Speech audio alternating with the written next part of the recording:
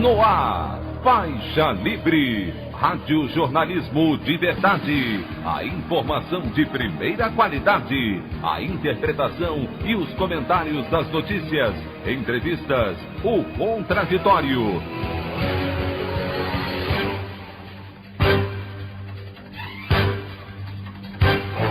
Tudo para aproximar você cada vez mais da realidade do Brasil e do mundo.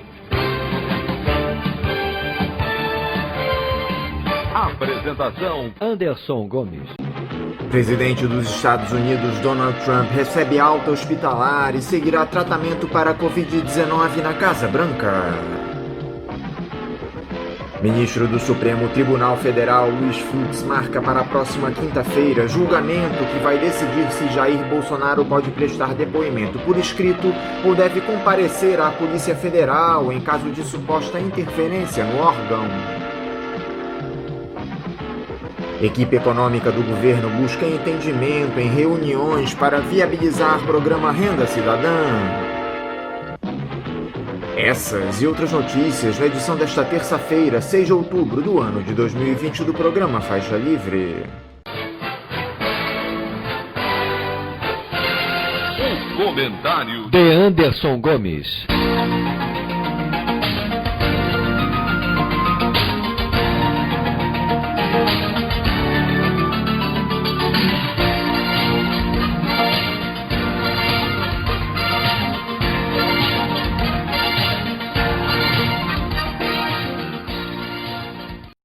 Bom dia, ouvintes. A relação entre alguns representantes do grande capital no governo federal, que sofreu um abalo na última semana, parece aos poucos voltar ao normal. O mal-estar foi provocado pela intenção do presidente Jair Bolsonaro em implementar a todo custo o programa Renda Brasil, que vai substituir o Bolsa Família e vem para atender aos anseios do ex-capitão do Exército em viabilizar sua reeleição em 2022. O problema é que falta dinheiro no orçamento e isso fez com que se abrisse uma verdadeira guerra entre algumas figuras do Executivo e do Legislativo. O presidente da República chegou a sugerir romper com o teto de gastos que limita os investimentos públicos no país e recebeu um aceno positivo do ministro do Desenvolvimento Regional, Rogério Marinho. O problema foi justamente Paulo Guedes.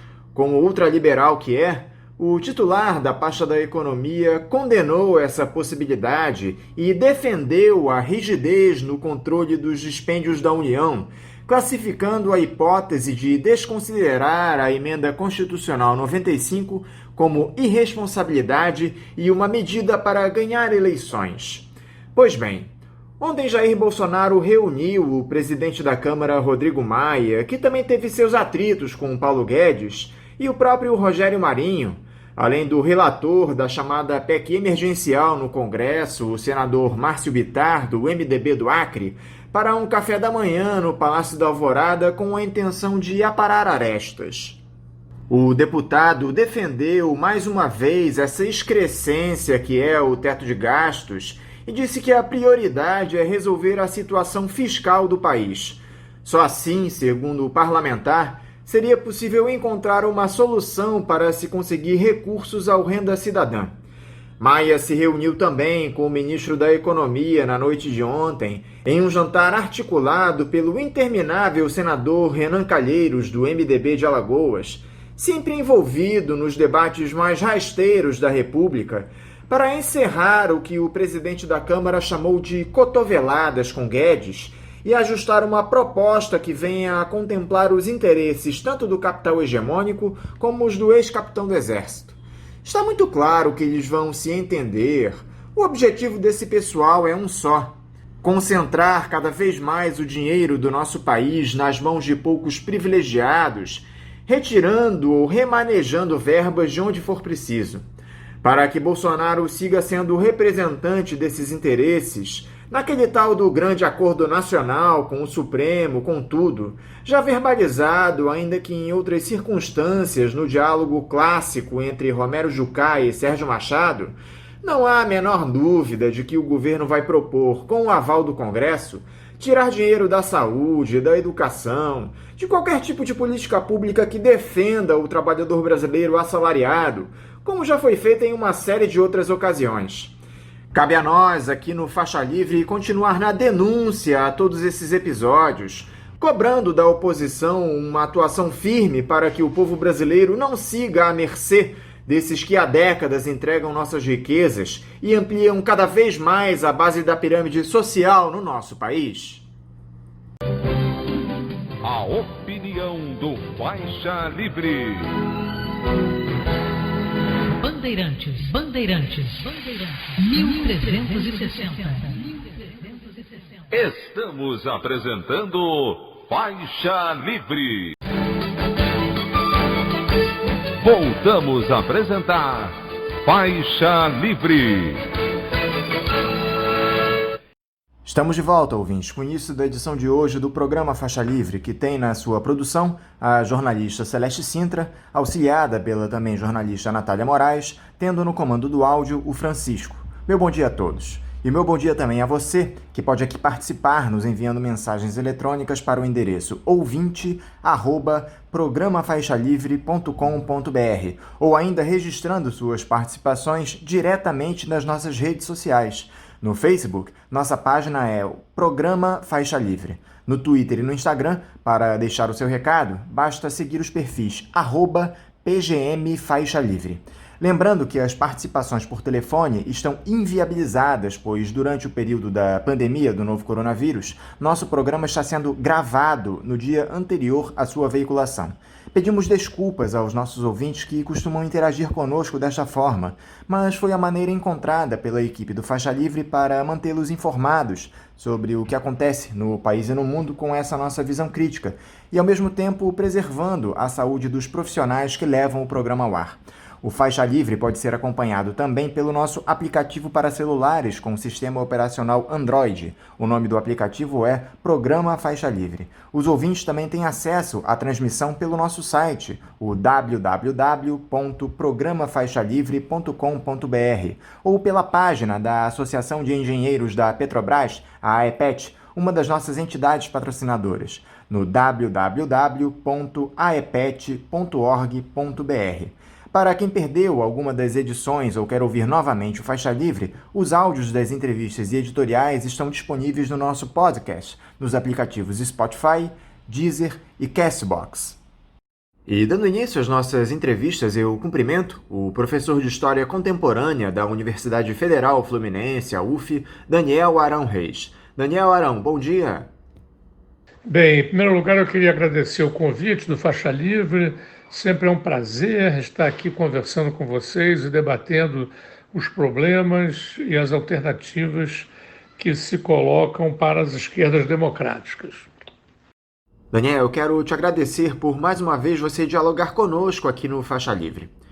Daniel, o bolsonarismo tem diversas faces, como nós temos visto desde o ano passado.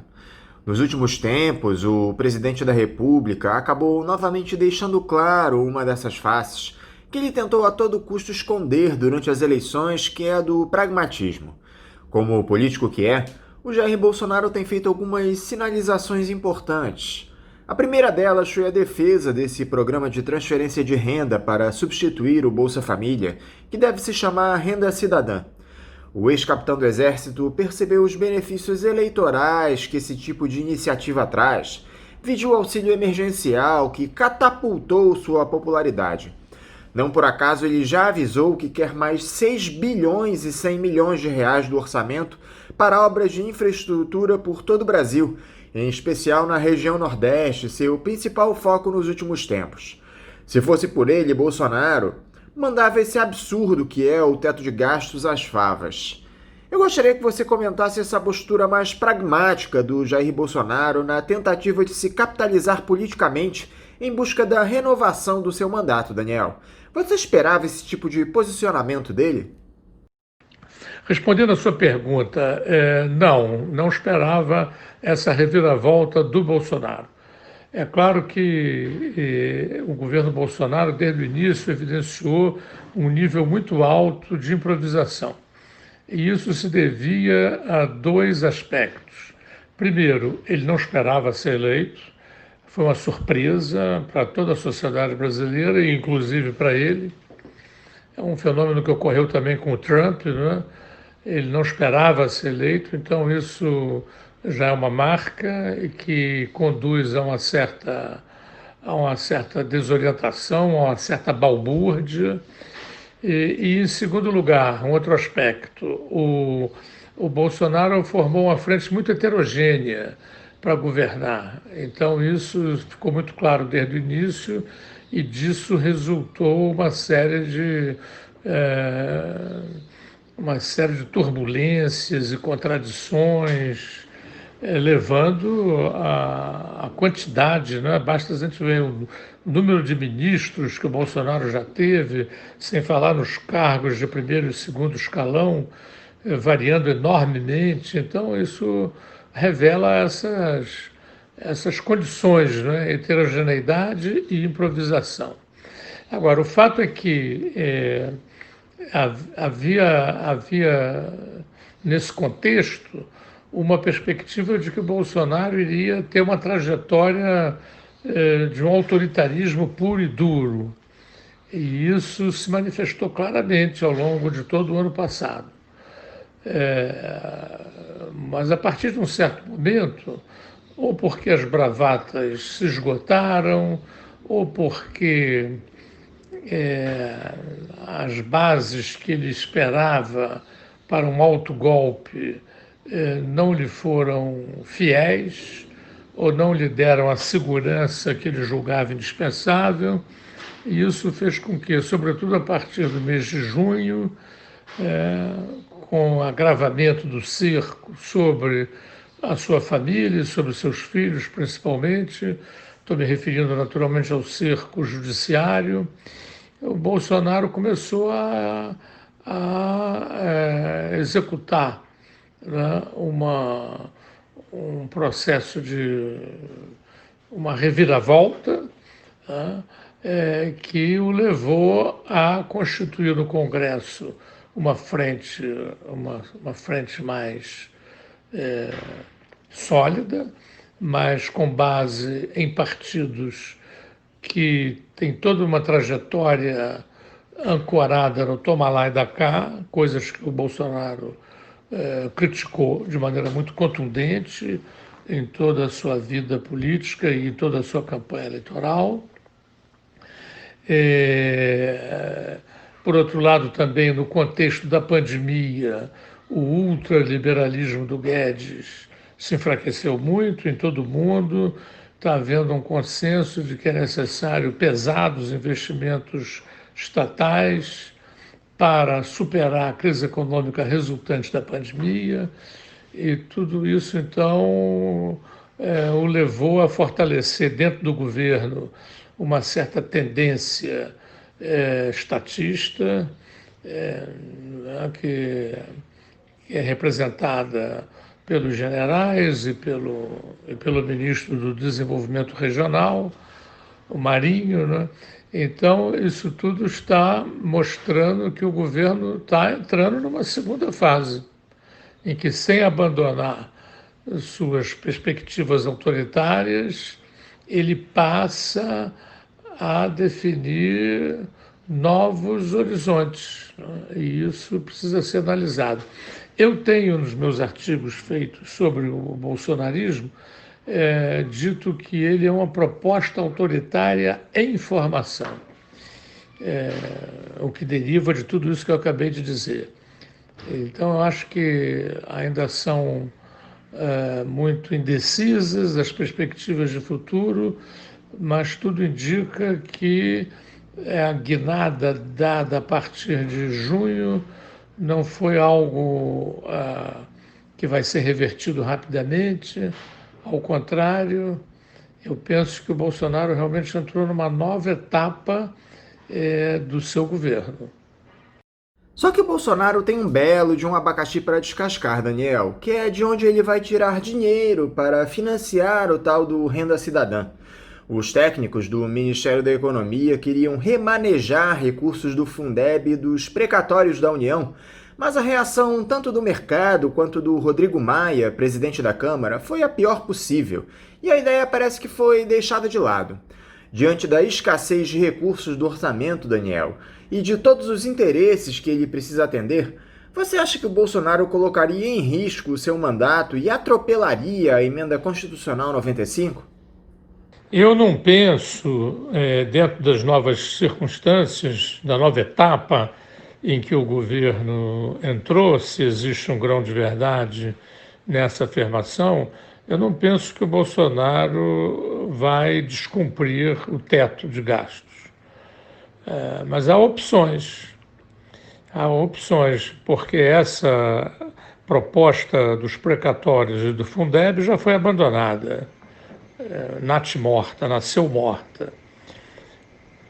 Então eu penso que o Bolsonaro ele tem outras opções. Primeiro é o Congresso aprovar que o teto pode ser, como já aprovou em relação ao momento mais grave da pandemia, que o teto pode ser arrombado. Essa é a primeira opção. A segunda opção, que está amadurecendo, é um imposto à volta da CPMF, que ainda produz muita resistência, mas que tem condições de ser vencida. Um imposto que vai financiar essa renda nova, essa renda chamada cidadã, ou renda Brasil, e esse imposto novo, então, ele poderia financiar. Ele vai ter dificuldades para aprovar esse imposto, mas ele pode se impor conforme as circunstâncias. De qualquer maneira, não me parece viável essa ideia de arrombar o teto de gastos. Isso seria uma violência em relação a parceiros que o Bolsonaro tem e que ele não quer ainda, nesse momento, violentar esse ponto.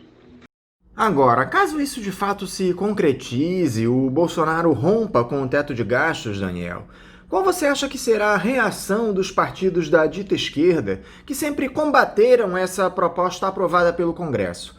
Eles defenderiam um impeachment do presidente por fazer aquilo que a esquerda sempre apoiou, que é ampliar o gasto público? Como eu já respondi, não me parece realista imaginar que o Bolsonaro vai arrombar o teto.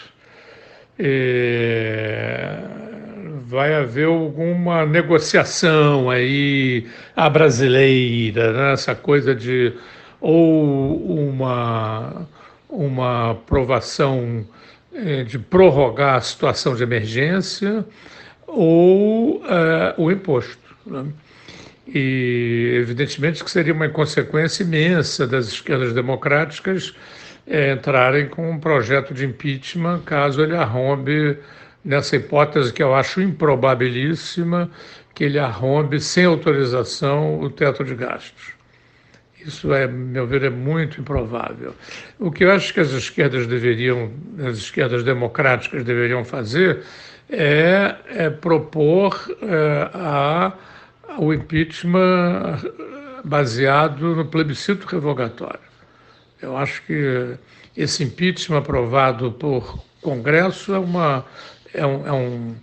um procedimento autoritário, né, que as esquerdas, de maneira oportunista, recorrem a ele, agora mesmo fizeram aqui com o Crivella, mas que é uma coisa que só desgasta as esquerdas, né? Os governantes no Brasil estão se tornando reféns, né, das câmaras e das assembleias. Há uma febre, há uma epidemia de impeachments, né? E as esquerdas não se deram conta de que isso é antidemocrático. As esquerdas só caracterizam como golpe o impeachment quando ele é feito contra seus próprios líderes. Ele não se dá conta de que o impeachment é estruturalmente um instrumento autoritário, que deve ser banido da nossa Constituição em proveito de um plebiscito revogatório. Então seria uma máxima inconsequência apelar para o impeachment para lidar com essa questão.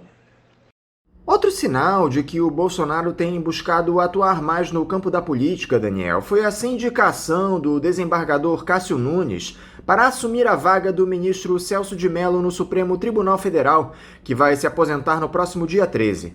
O nome absolutamente inesperado de Cássio surgiu após uma articulação do Centrão.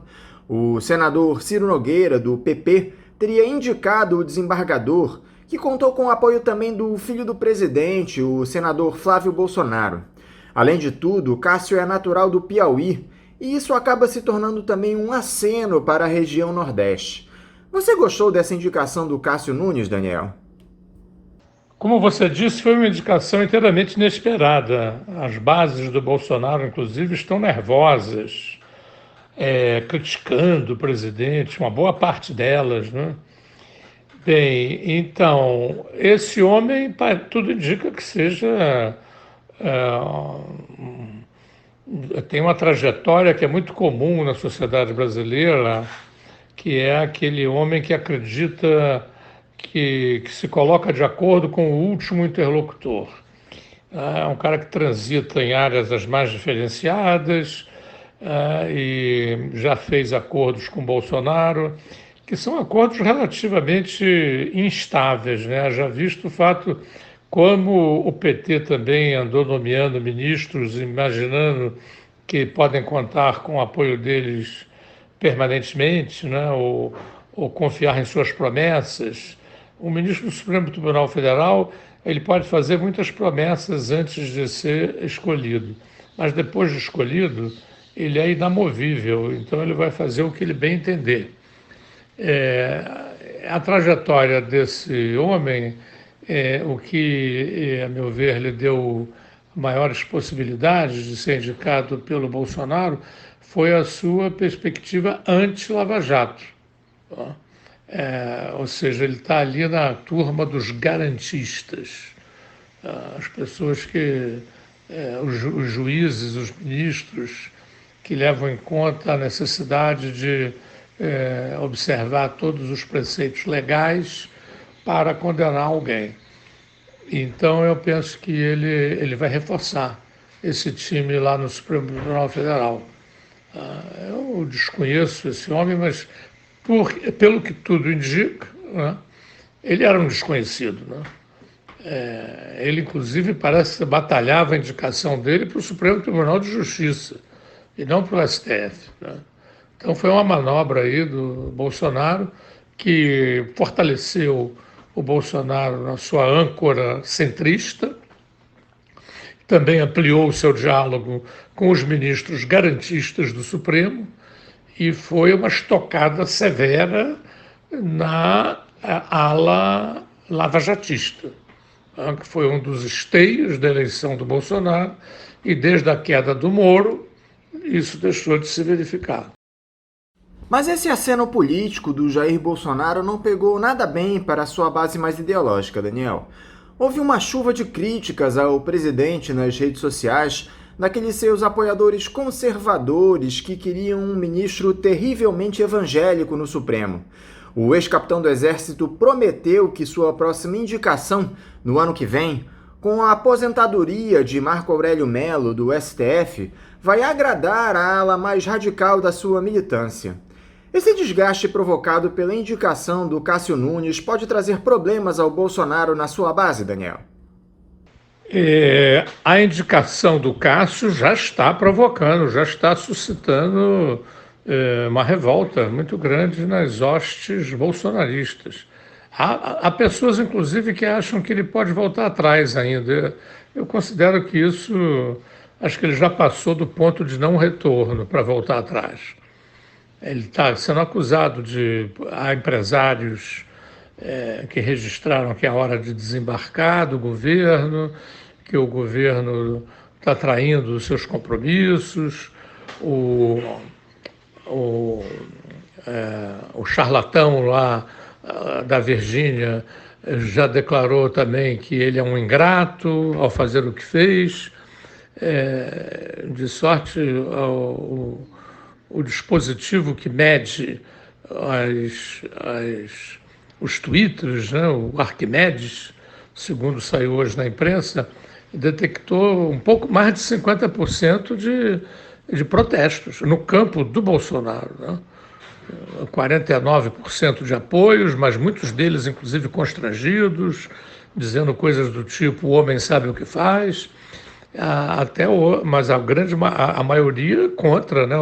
Algumas lideranças importantes dos meios evangélicos manifestaram-se contra, de sorte que você tem aí um desgaste muito forte do Bolsonaro, que ele pode compensar mais tarde, sem dúvida, com a nomeação, como ele prometia, né, de juízes mais identificados com essa pauta conservadora que é própria dos evangélicos, né? Aí vai depender muito das circunstâncias, né? O fato é que nessas eleições municipais o que nós estamos vendo é um quadro em que os evangélicos estão aparecendo muito fragmentados, né? Dispersos em torno de várias opções partidárias, e isso também, de certo modo, dá margens ao Bolsonaro de manobra, que ele está executando bem, né? Como é que fica agora, Daniel, o Supremo Tribunal Federal com mais um ministro que é identificado com a ala garantista da corte? Pelo menos é o que tem sido dito por aí, né? Só que, por outro lado, o Cássio Nunes defende a prisão após decisão em segunda instância, o que seria um problema para o ex-presidente Lula. Outro tema espinhoso no qual o novo ministro terá de se debruçar é esse julgamento da suspeição do ex-juiz Sérgio Moro, que beneficiaria o petista. Como é que a chegada do Cássio Nunes afeta esse tabuleiro político lá na Suprema Corte, Daniel? A chegada do Cássio no Supremo pode desequilibrar o jogo a favor da condenação do Moro. E isso pode ser a motivação básica do Bolsonaro tê-lo indicado, além de ancorar-se melhor na base centrista, que é a dele. Ninguém ignora que foi o presidente do PP que indicou o Cássio ao Bolsonaro. Então ele se ancora melhor na sua base centrista e talvez tenha obtido com ele um acordo, como todo acordo com ministros a serem indicados para o Supremo é um acordo instável, como eu já disse.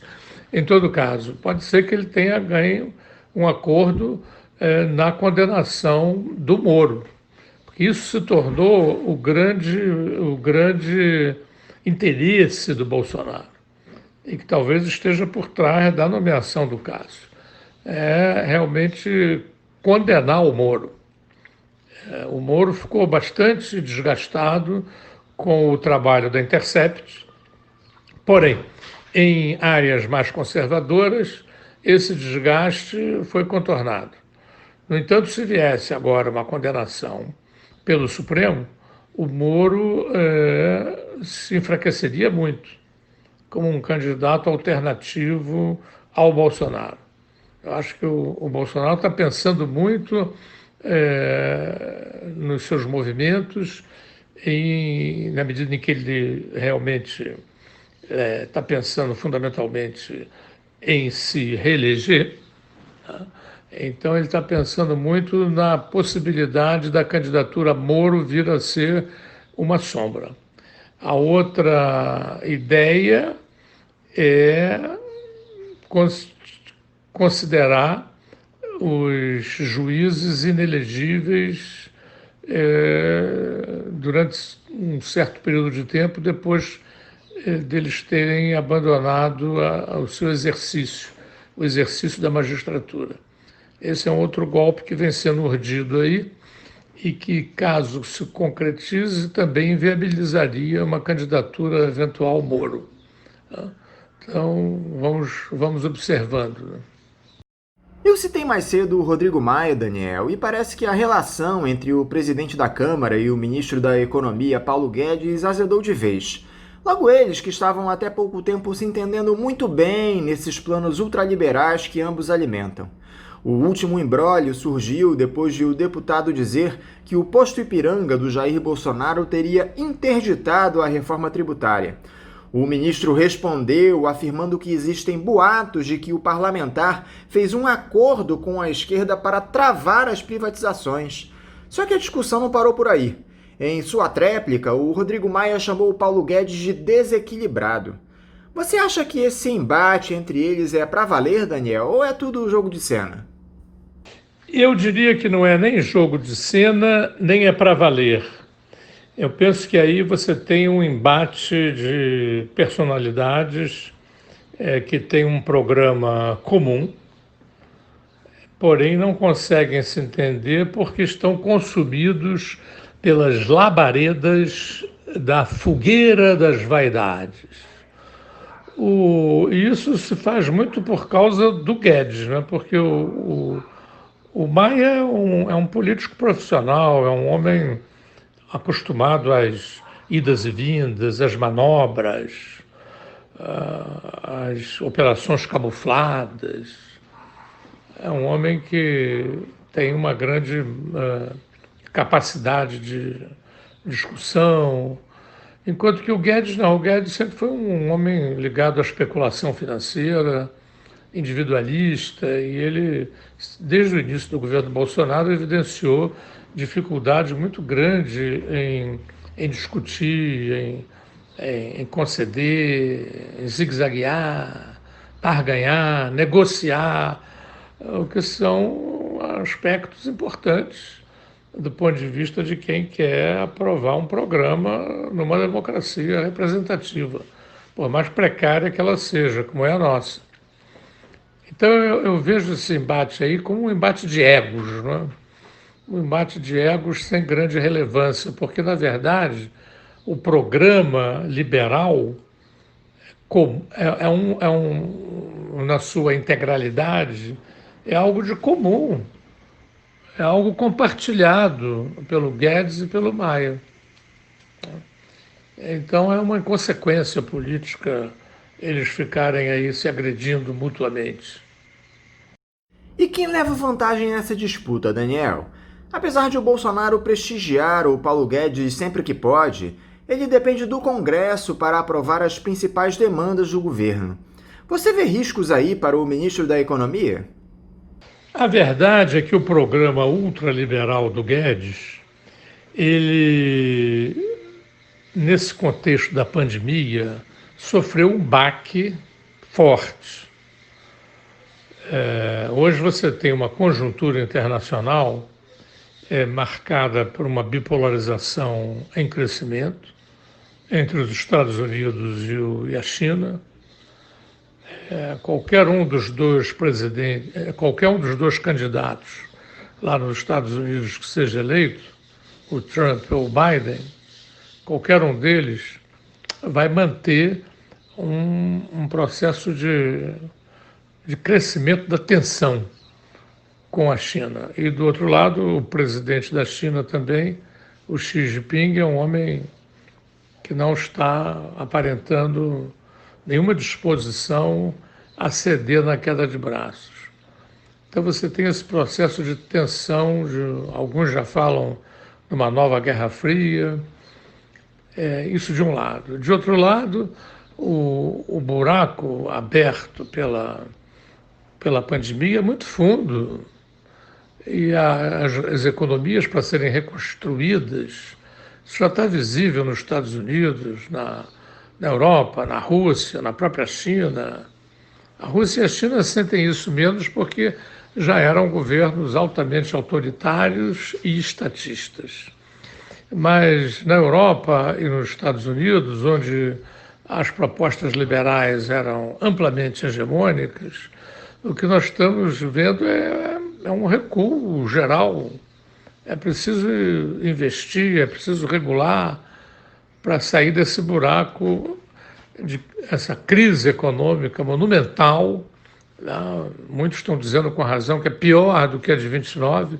Quer dizer, é menos impactante nos seus efeitos negativos, porque a economia mundial hoje é dotada de um conjunto de mecanismos financeiros que atenuam os impactos, as contradições, controlam, regulamentam, né? O que não havia em 29. De qualquer maneira, há um consenso de que você precisa investir, que o Estado invista. Então, o Guedes parece que não se dá conta disso. Ele continua lá com a sua canção de uma nota só, É provável que essa seja a única canção que ele conheça, ou que seja a nota única a que ele conhece só. Ele não se dá conta de que, ou finge não se dar conta, de que a conjuntura mundial mudou radicalmente. E, nesse sentido, cresceram as tendências estatísticas, que, aliás, estão mais de acordo com a trajetória do Bolsonaro. É uma trajetória pobre, é uma trajetória grotesca, mas é uma trajetória comprometida com os valores do nacional-estatismo. São os valores, aliás, herdados da ditadura. A ditadura, sobretudo na época do Médici e do Geisel, foi um governo que se marcou por uma grande tendência estatista, sem romper com o capital internacional, sem romper com o capital privado, mas exercitando em margens até então desconhecidas o poder intervencionista e regulamentador do Estado. Então, essas tendências, né, que eram muito mais de acordo com a trajetória do Bolsonaro, ficaram meio apagadas ali no início do governo Bolsonaro. Mas com a pandemia, elas retomaram superfície, porque mais sintonizadas com a conjuntura internacional, como eu procurei mostrar, com a conjuntura criada pelos efeitos catastróficos econômicos provocados pela pandemia. Então, cresceu de novo no seio do governo essas propostas cresceram de novo.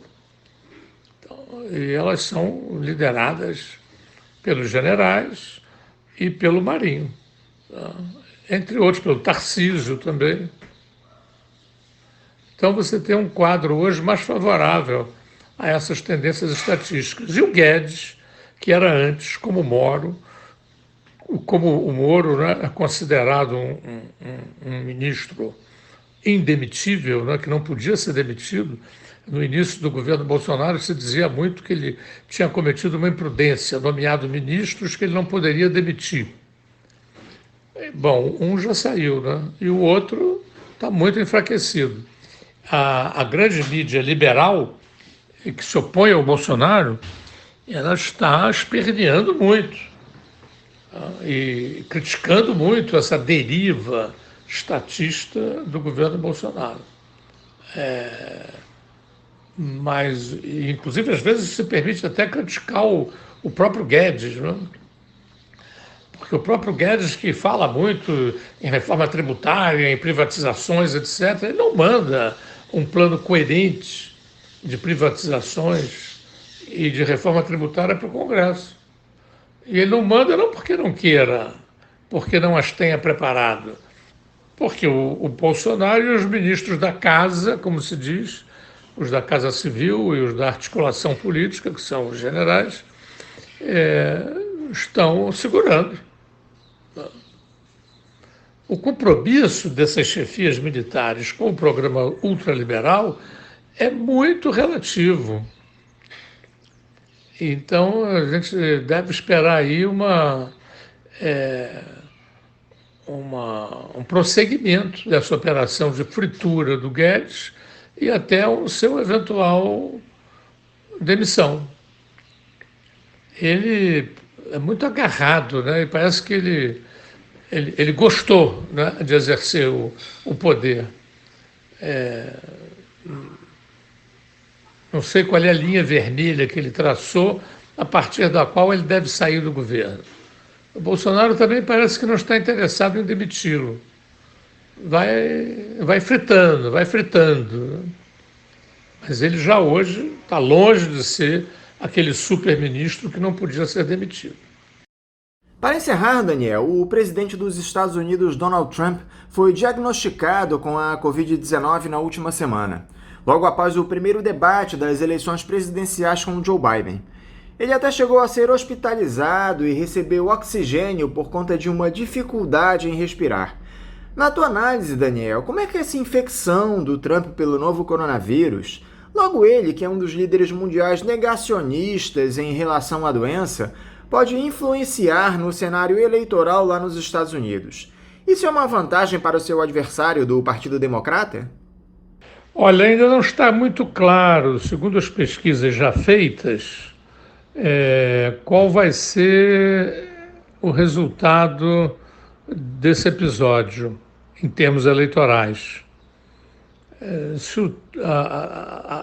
A ideia que estava se tendo é que, se ele se recupera muito rapidamente, ele pode tirar dividendos do tipo que ele já está ensaiando, né? Nas suas declarações dadas no hospital, ele já está dizendo que ele era presidente, ele não podia sair da linha de frente, que é uma indireta ao Biden, né? Que sempre se precaver melhor, né? Atrás das máscaras e tal, e também evitando reuniões amplas, né? Ao contrário, o Trump até procurou essas reuniões, pegou agora o Covid. Então, se ele se recupera rapidamente, ele pode se colocar como um Superman, né? Um cara que eu me arrisco, mas supero as dificuldades. Por outro lado, também, o fato dele pegar evidencia que o vírus não é uma gripezinha, né? O levou no hospital, né? Então, pode haver um impacto negativo, né, para ele. Teremos que esperar mais um pouco para ver que repercussão isso teve nas campanhas, né? Se consolida o Biden como aquele homem mais previdente, né, que mais prudente, né? Ou se, de outro lado, o homem que enfrenta as dificuldades e as vence também é um perfil que agrada ao eleitorado conservador norte-americano, né? Vamos esperar mais uns dias para ver se essa contaminação do Trump pelo vírus vai ser favorável ou não a ele nessa reta finalíssima, né, da campanha eleitoral dos Estados Unidos. Daniel Aranrez, muito obrigado por novamente você estar aqui conosco no programa. Eu te desejo um ótimo dia de trabalho e deixo o meu abraço. Sou eu mais uma vez que agradeço, né? Sempre um prazer, é uma honra estar aqui discutindo com os ouvintes do Faixa Livre. Faço votos para que o Faixa Livre permaneça aí nas brechas, explorando essas margens, trazendo ao debate as reflexões críticas e combativas à procura de uma alternativa de esquerda democrática para esse país. Muito obrigado. Até a próxima. Conversamos aqui com o professor de História Contemporânea da Universidade Federal Fluminense, a UF, Daniel Aranrez. Vamos agora ao nosso primeiro intervalo. Voltaremos daqui a pouco. Voltamos a apresentar Faixa Livre. Já voltamos, ouvintes, e agora eu cumprimento o economista aposentado da Petrobras, Cláudio de Costa Oliveira. Cláudio Oliveira, bom dia. Alô, bom dia, Anderson, bom dia, ouvintes da Rádio Bandeirantes, do programa Faixa Livre. É um prazer estar aqui novamente com vocês e para poder tentar esclarecer alguns assuntos, algumas dúvidas aí dos ouvintes do programa, né? E estamos aqui à disposição, então. Alô, obrigado, hein? Cláudio, muito obrigado por novamente você dialogar conosco aqui no programa. Cláudio, a Petrobras acabou de completar 67 anos de sua fundação em uma história repleta de conquistas e orgulho para o povo brasileiro. Antes de nós tratarmos dos dilemas que a estatal enfrenta nos dias atuais e esse processo de desmonte, Cláudio, eu gostaria que você falasse um pouco a respeito das quase 7 décadas dessa que é a maior empresa do Brasil e uma das maiores petroleiras do mundo. Pois é, Anderson, no último sábado, dia 3, né, a Petrobras completou 67 anos de que ela foi inaugurada, né, 1953, né? Então, nessa data, eu acho que eu sempre lembro, né, da figura do General Horta Barbosa. O General Horta Barbosa, ele foi o primeiro presidente do Conselho Nacional de Petróleo. Esse conselho antecedeu a criação da Petrobras, sabe? Ele foi criado em 1938. E o General Horta Barbosa foi um defensor incansável pela criação da Petrobras. Ele compreendia, já naquela época, a importância que tinha da gente ter uma empresa de petróleo estatal, sob o comando do governo, entendeu? Que ele dizia que esse é um assunto de soberania nacional. Não é a questão como qualquer outro tipo de indústria, como qualquer outro tipo de negócio, né? Ele compreendia isso muito bem e isso ele falava nos seus discursos, né, no clube militar, defendendo a criação da Petrobras, né? Quando muitos influenciados, principalmente pela Standard Oil, né? A empresa Standard Oil americana, que era fornecedora dos combustíveis aqui no Brasil, não queria de maneira nenhuma a criação da Petrobras, né? Mas o general Horta Barbosa foi tremendamente enfático, mesmo aqueles que diziam que o Brasil não tinha capacidade de estabelecer, na época seriam só refinarias para começar a refinar, o Brasil não tinha petróleo, né? Então o general Horta Barbosa demonstrou que esse negócio é um negócio autossustentável, é isso que ele falava, e que o Brasil poderia desenvolver isso sim. E por isso, pelo esforço dele, eu acho que o general Horta Barbosa, mesmo hoje, a gente deveria homenageá-lo, dando a ele o título de patrono da Petrobras. Um título que eu acho que ele merece mais do que qualquer um, tá certo? Olhando o histórico dele, tudo que ele fez pela criação da empresa. Essa é uma homenagem que eu acho que está faltando, sabe? Dentro da história da Petrobras. Nomear o general Horta Barbosa como o patrono da Petrobras, tá? E foi por causa das palavras do general Horta Barbosa, o esforço dele, né? E evidentemente de muitos outros que o acompanharam, né? Que veio então a campanha do Petróleo é Nosso, que culminou com a criação da Petrobras, né? Mas as forças contrárias à criação da Petrobras eram tão fortes, né? Que o presidente Getúlio Vargas, né, que criou a empresa, né, já no ano seguinte ele suicidou, e um dos principais motivos foi exatamente por ter criado a Petrobras. Isso ele fala na sua carta testamento, né, em que ele diz, eu não sei não me lembro exatamente as palavras, mas ele diz que mal que tinha criado a Petrobras, né, o volume de ataques tinha se avolumado, tá certo? E ele diz, olha, eles não querem que o Brasil seja soberano, eles não querem a independência do povo brasileiro. E logo deu um tiro no coração e se matou, não é? Bem, o Brasil se desenvolveu mais do que a maioria, ou se não foi o que mais se desenvolveu no mundo, né, principalmente industrialmente, de 1930 até 1980, né? Quer dizer, passando então pelo governo de Vargas, né, que iniciou esse processo todo, tivemos Juscelino Kubitschek, né, e depois os governos militares, onde eu destaco a presença do general Ernesto Geisel, né, que foi um tremendo do nacionalista, né, e que fez o Brasil crescer enormemente. Então, a Petrobras participou desse processo, foi importantíssima nesse processo todo, não é? Em 1980, a indústria brasileira produzia mais do que a indústria da China e da Coreia juntas. Isso era em 1980. Nós tínhamos centros de pesquisas em diversas áreas e de crescimento. Foi também em 1980 que Ronald Reagan e Margaret Thatcher iniciar o processo de globalização e de neoliberalismo no mundo, não é? E aí foi que começou a derrocada da indústria brasileira, né? Principalmente da indústria brasileira, né? Mas a Petrobras, nesse período em que ela foi criada até 1980, ela ocupou um papel fundamental de substituição das importações de combustível no país através das refinarias que foram criadas e a empresa se desenvolveu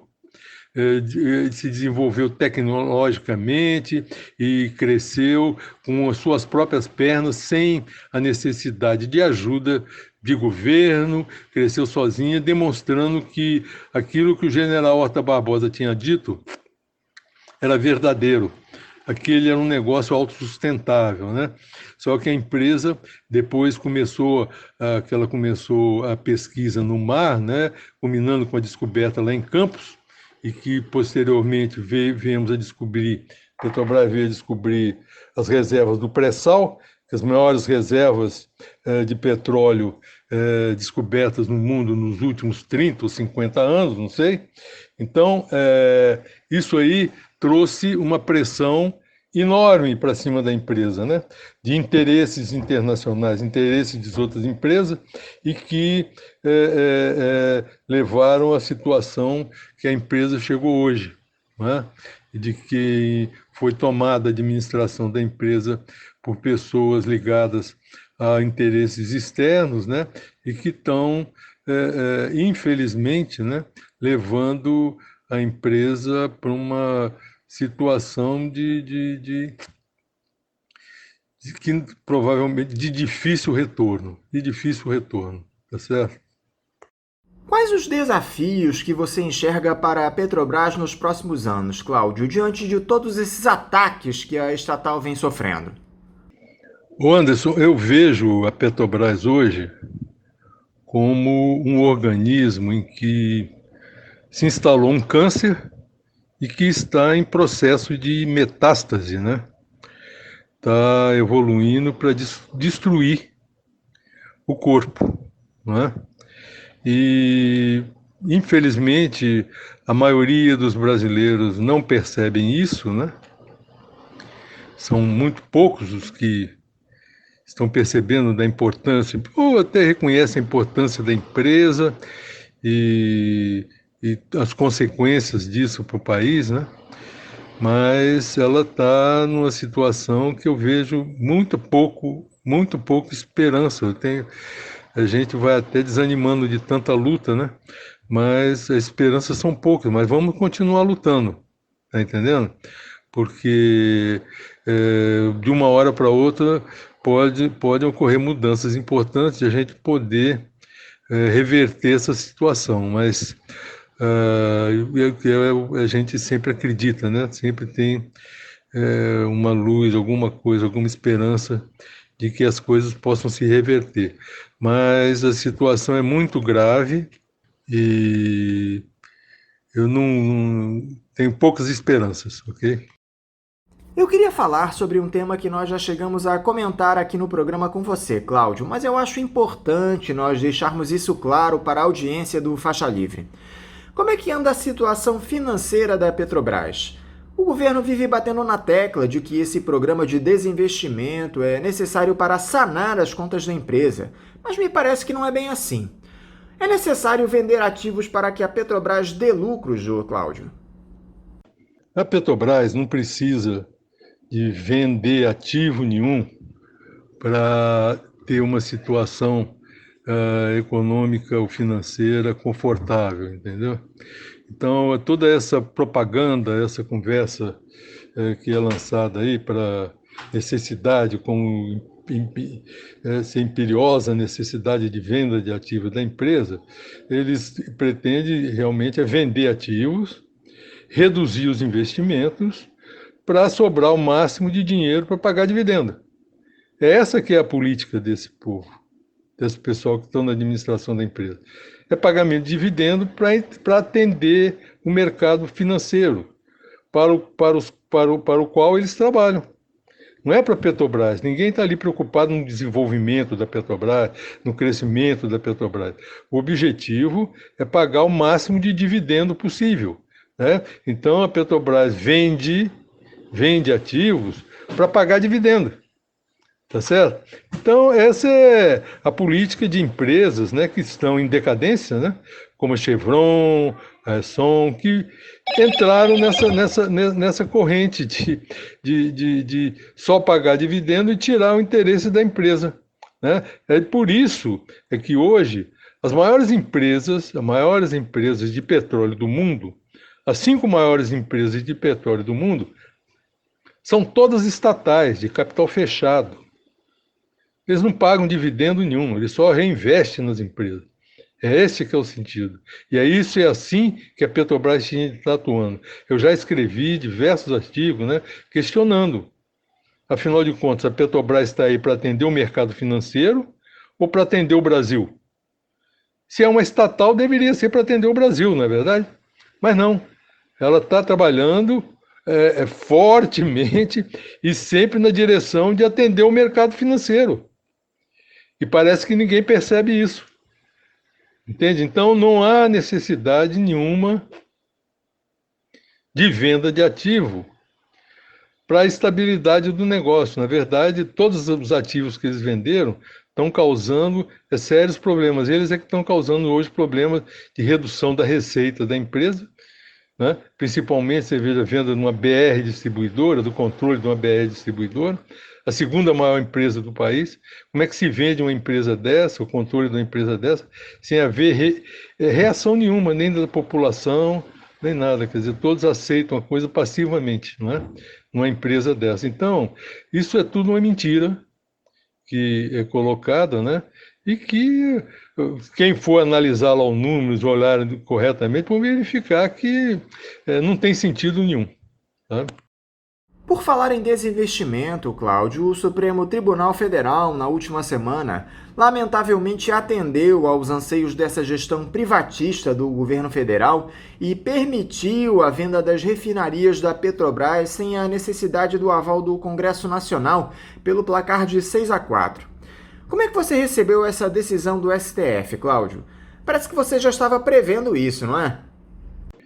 Pois é verdade, mas é verdade. Eu já estava prevendo que isso ia acontecer. Tanto que naquele dia, né, aquela quinta-feira, dia 30, né, que foi feito o julgamento, eu escrevi um artigo, o artigo foi publicado na parte da manhã, na quinta-feira, tanto no site da Associação dos Engenheiros da Petrobras, na IPET, né, como também o blog, né, Brasil 247 publicou também, isso na parte da manhã, na quinta-feira, indicando que era o que deveria acontecer no julgamento, né? E boa parte daquilo que eu falei foi o que aconteceu, porque o que nós vimos nesse julgamento foi um espetáculo deplorável, tá certo? Porque nós vimos que os ministros do Supremo, ou uma parte deles, né, eles julgam aquilo que a gente chama de orelhada, julgam de orelhada, sem conhecer o assunto.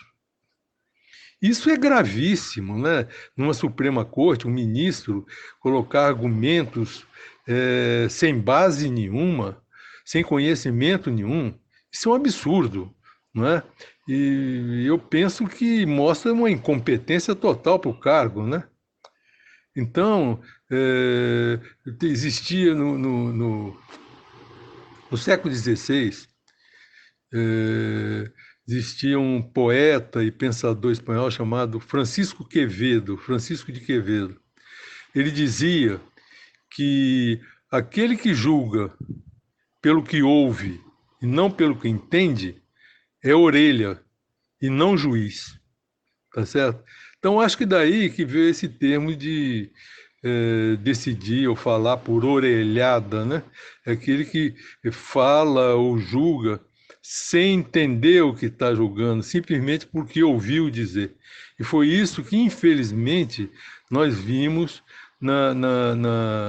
no julgamento desse processo de venda, de liminar, né, solicitado a liminar para suspensão da venda das refinarias, tá certo?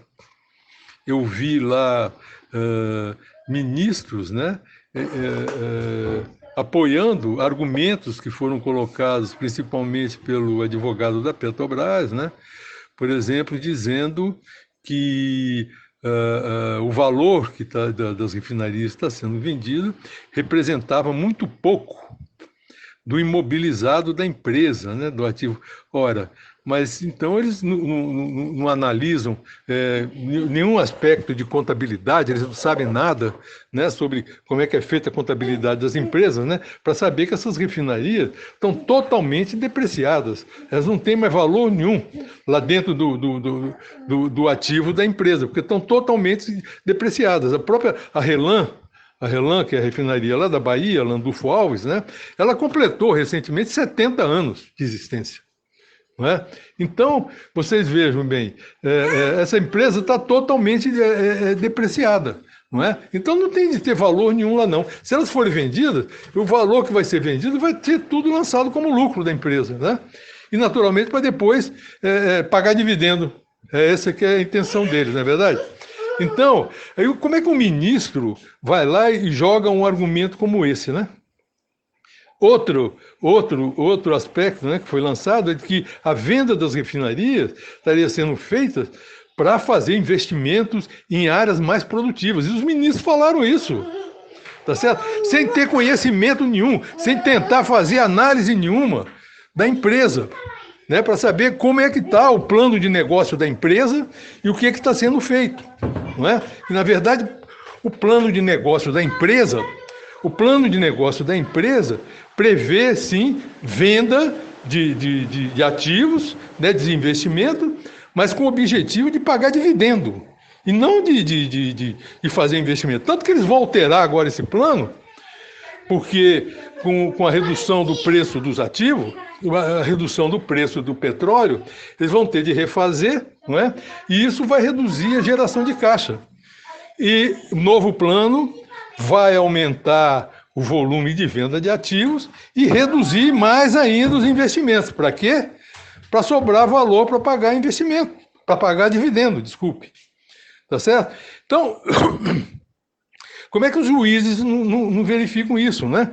Nós vimos lá o ministro, acho que o Alexandre de Moraes, falando na importância da Bolsa de Valores, o valor da empresa em Bolsa de Valores.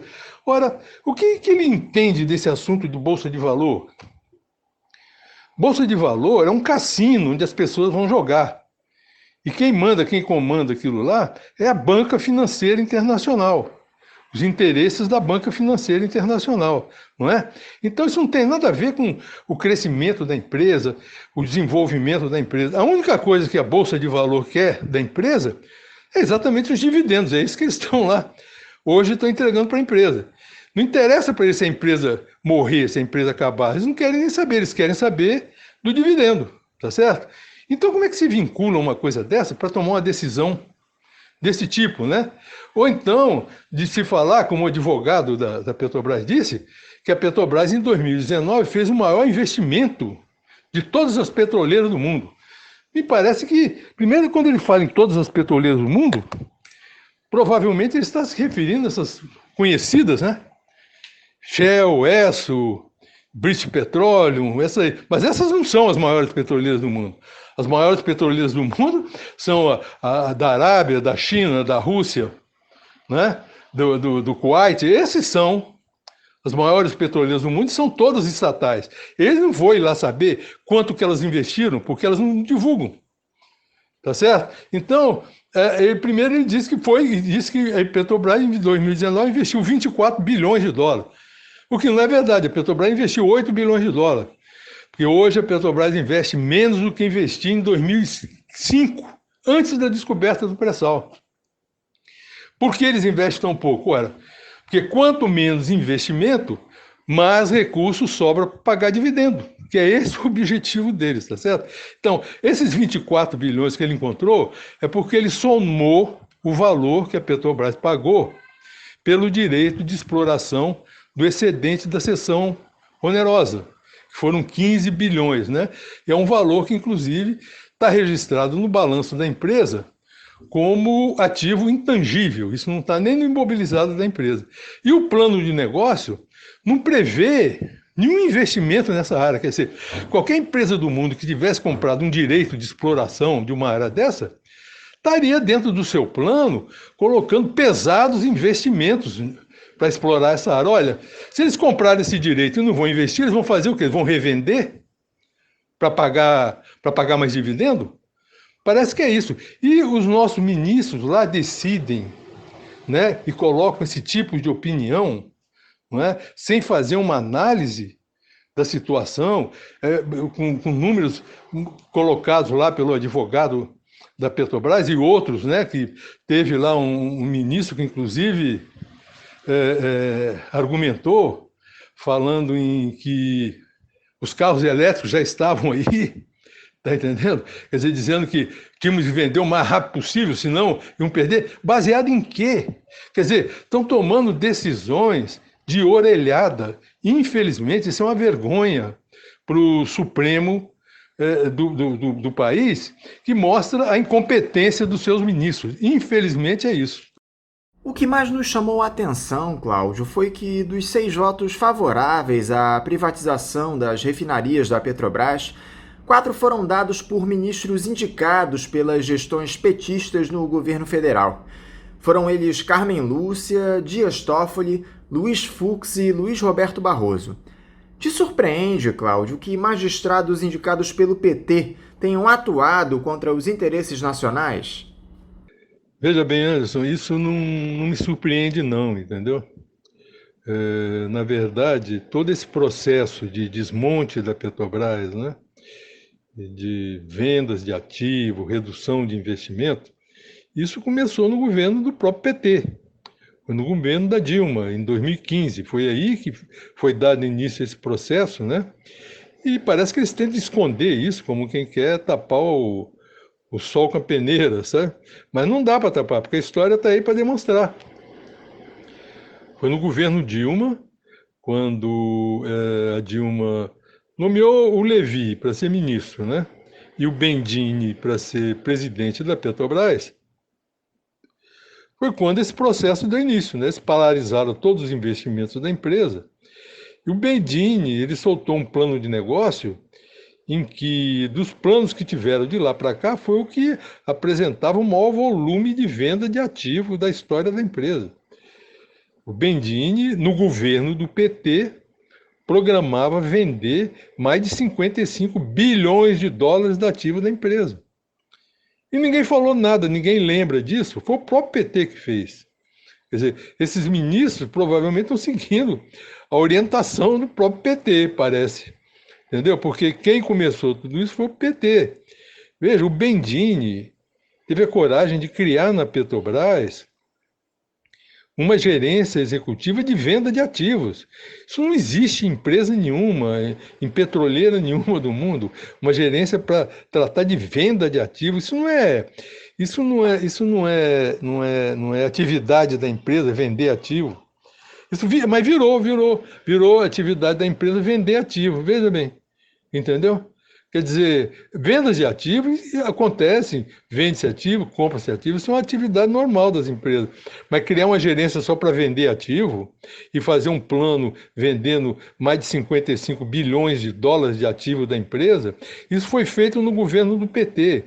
Então não dá para a gente surpreender, entendeu? E depois o seguinte, foi exatamente ainda durante o governo do PT que a Rede Globo atacava a empresa dizendo que ela estava quebrada, que ela estava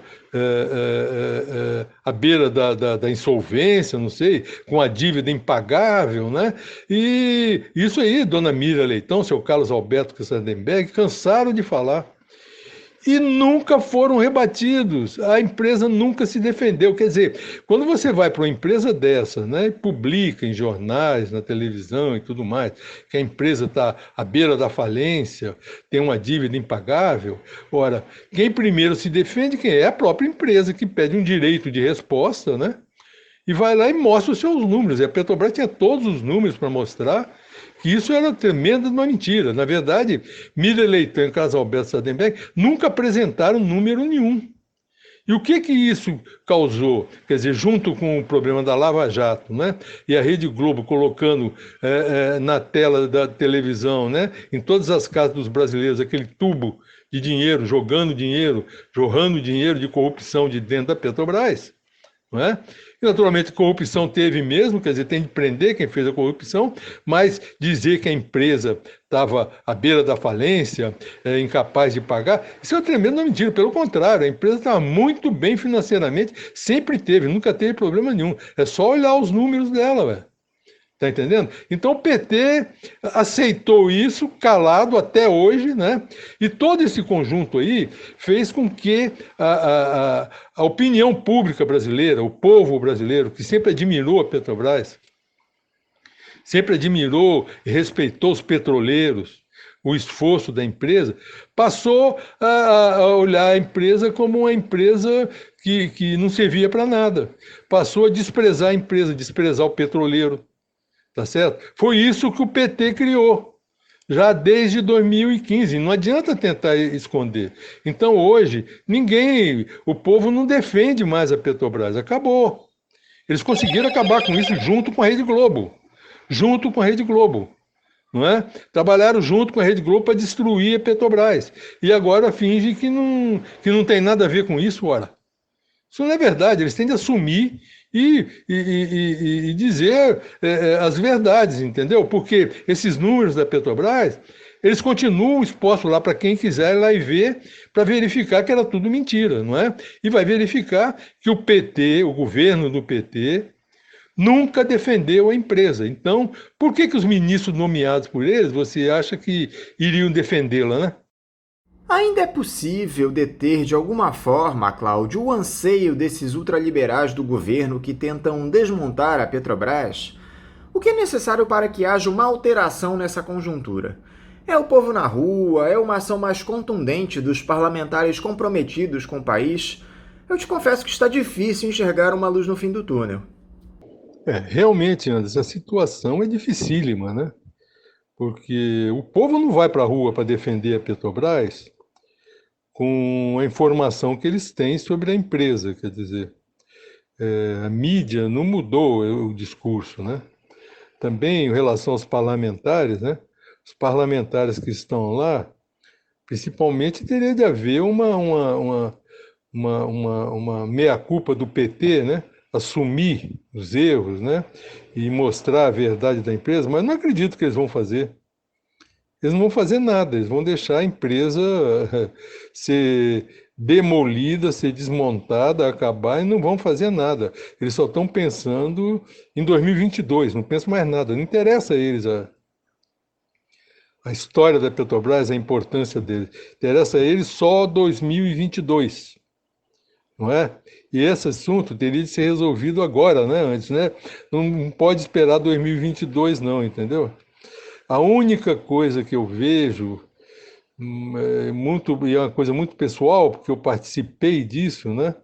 É uma denúncia feita pelos caminhoneiros autônomos no Brasil, ao CAD, sobre o termo de compromisso que o CAD assinou com a Petrobras para a venda dessas refinarias, que é um outro escândalo absoluto, entendeu? Mas a forma como está colocada lá a denúncia dos caminhoneiros pode ser, quem sabe, não é? É uma luz muito tênue no fim do túnel, mas quem sabe pode reverter o voto do CAD sobre esse assunto, que seria importantíssimo, né? Mas esse processo está lá desde 13 de agosto, né, em análise, e o presidente do CAD não coloca isso em votação, não é? Como eu sei que existe um procurador, me parece um procurador da República ligado diretamente lá com o CAD, né? Se ele conseguisse interferir lá e fazer com que o CAD julgasse essa denúncia de uma vez, já que essa liminar não foi concedida, a Petrobras pode vender esses ativos a qualquer momento, né? E tem essa denúncia lá dentro, que o CAD respondesse a denúncia, pelo menos, antes que fosse tarde demais, as refinarias fossem vendidas. No meu modo, é uma esperança, o modo de ver, é uma esperança. É uma luz no fim do túnel, sim. Tá? Porque se o CAD reverter essa posição, acho que muita coisa pode mudar, não é? Então, nós estamos aqui sempre com esperança, entendeu, Anderson? Sempre tentando e buscando resolver o problema e apresentar a verdade das coisas, sabe? Então, no momento, a única esperança que eu vejo é essa, sabe? Cláudio Oliveira, muito obrigado por você conversar aqui conosco no Faixa Livre novamente. Eu te desejo um bom dia de trabalho e um forte abraço. Bem, Anderson, sou eu que agradeço a oportunidade e devo dizer para você que vou estar sempre aqui à disposição de vocês aí do programa, da rádio, né?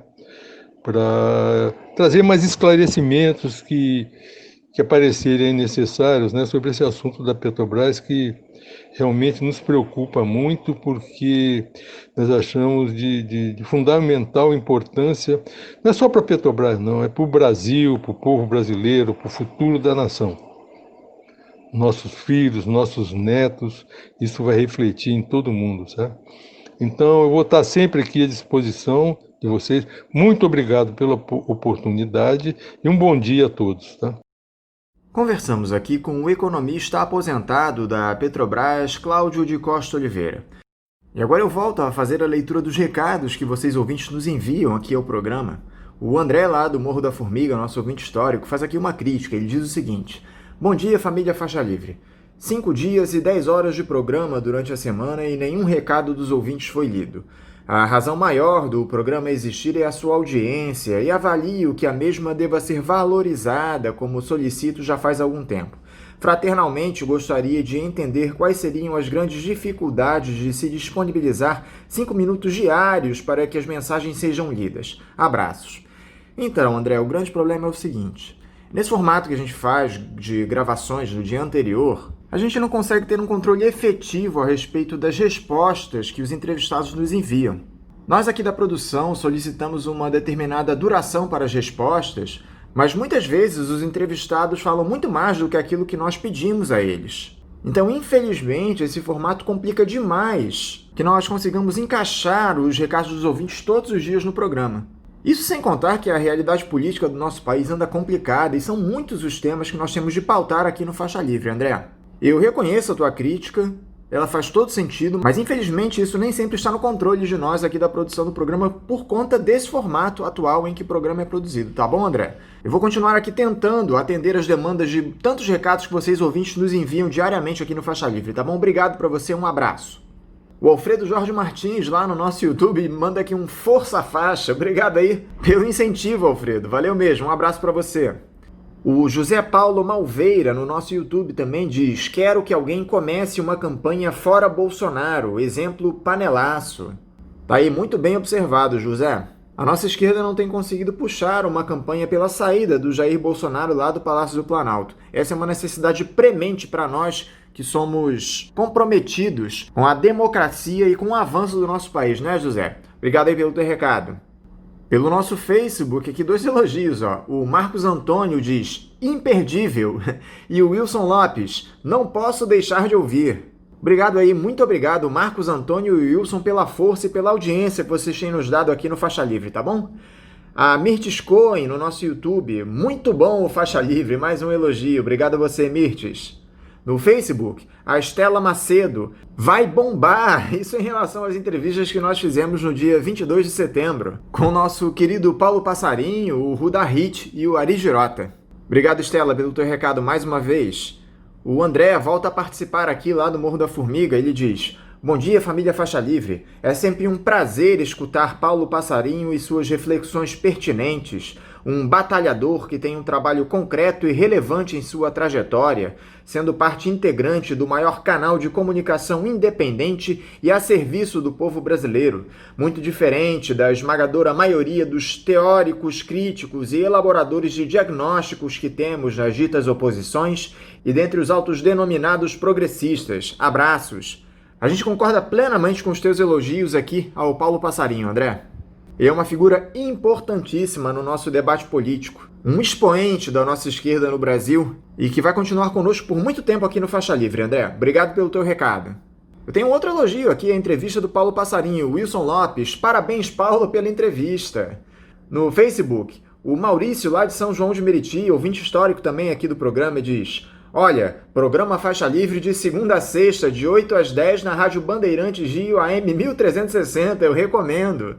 Tá aí o Maurício fazendo a propaganda no Faixa Livre. Valeu, Maurício, obrigado pela tua audiência de sempre.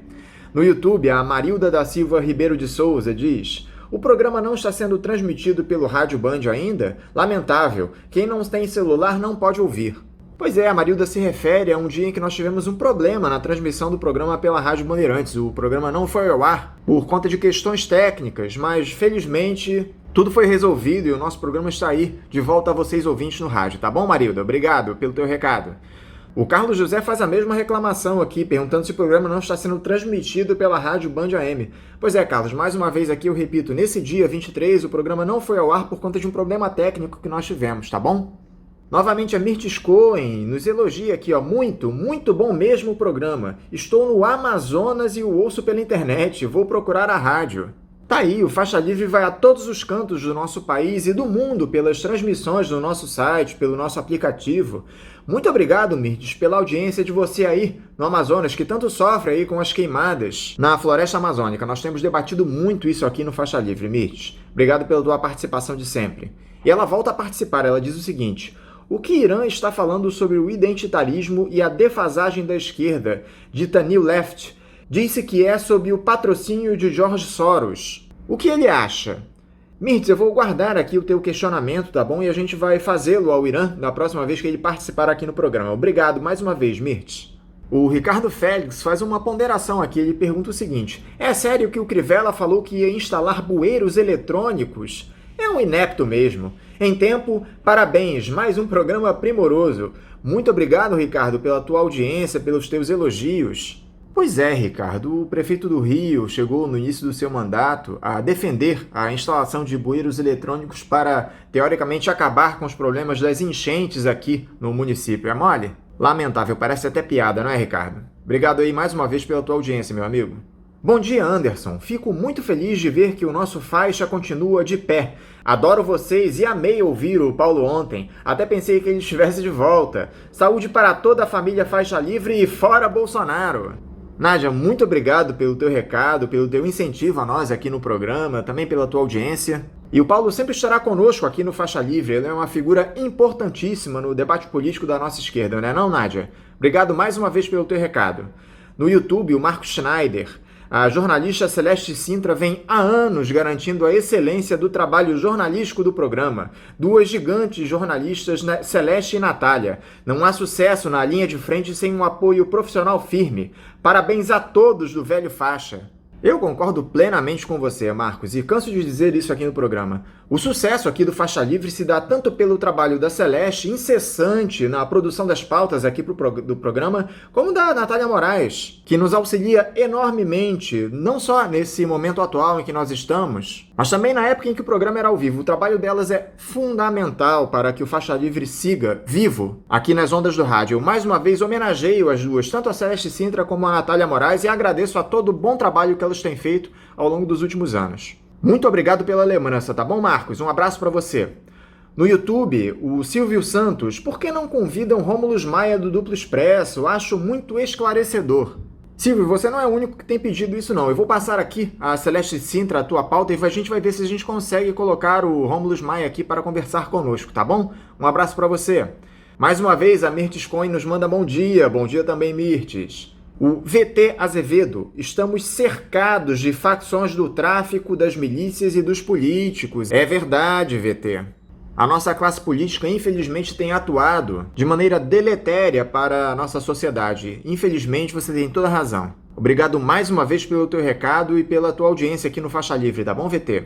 E lembrando que vocês, ouvintes, que caso queiram participar aqui do Faixa Livre enviando seus recados, podem nos escrever tanto no nosso e-mail, que é o ouvinte@programafaixalivre.com.br, pelas nossas redes sociais, no Facebook, Twitter e Instagram, pelo nosso canal no YouTube, que é o Faixa Livre, ou pelo nosso site, que é o www.programafaixalivre.com.br.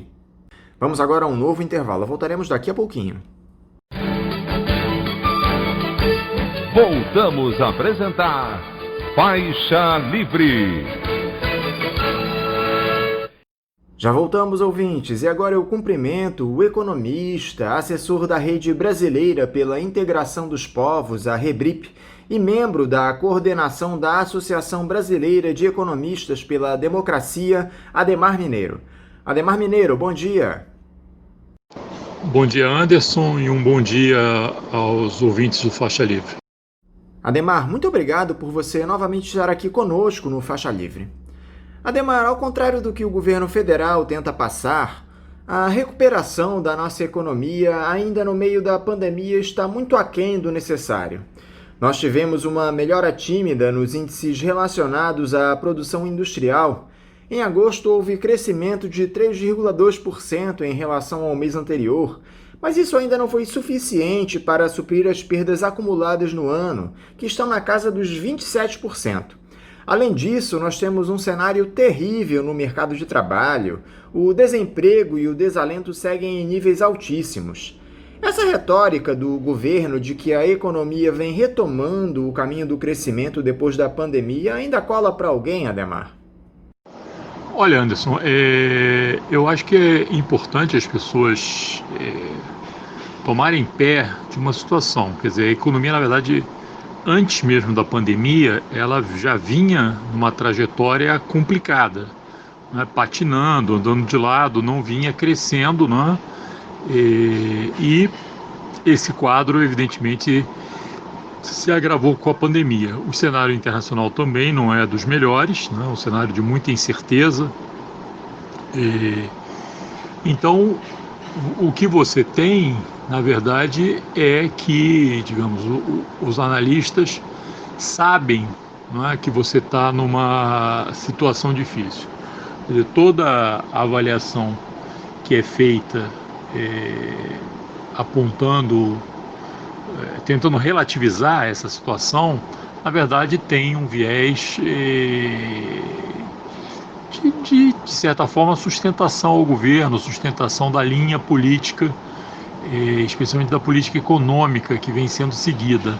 Agora, a gente tem visto que mesmo isso está, nesse momento, sujeito aí a debate, às vezes, no interior do próprio governo. Então, existe muita incerteza, existe uma trajetória complicada, existe um cenário difícil e eu acho que ninguém fará, né, uma avaliação totalmente otimista nessa situação. Quem faz uma leitura de que as coisas não estão tão complicadas assim, na verdade, o que está tentando fazer é uma sustentação da política econômica do ministro Guedes. Agora a gente está vendo que mesmo isso está sujeito a um debate no interior do governo. Então, o que você vive, na verdade, é uma situação de andar de lado, é uma situação de não ver muitas perspectivas para frente e de uma crise social